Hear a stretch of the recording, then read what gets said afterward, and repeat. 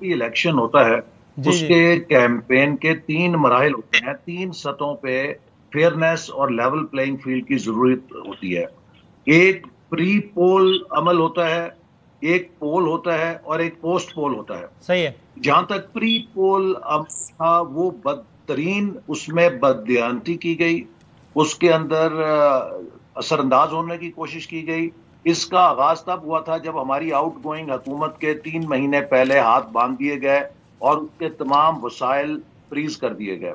इसके बाद हमारे 6 से ज्यादा अरकान को वफादारियां तब्दील करने पर मजबूर किया गया। फिर इलेक्शन कमीशन ने एक ज़ाब्ता अखलाक बनाया, खुद नोटिफाई किया, जिसमें कहा गया कि वजीर आजम और वफाकी वज़रा इंतखाबी मुहिम में हिस्सा नहीं ले सकेंगे।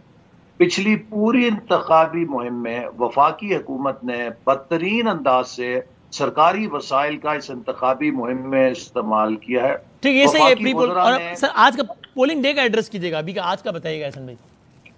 जो पोलिंग डे है उसके अंदर एक चीज का तो शहरी रहमान साहबा ने जो निशानदेही की, मैं भी तस्दीक करूंगा। हमें भी दर्जनों ऐसी शिकायत मिली हैं कि जहां वोटर वोट डालने गया है और उसे कहा गया है आपके नाम से तो पोस्टल बैलेट जारी हो चुका है। और ये सारी चीजें हम इलेक्शन कमीशन के तवज्जो में ला रहे हैं, लेकिन अभी तक उस पर कोई रिस्पॉन्स नहीं है।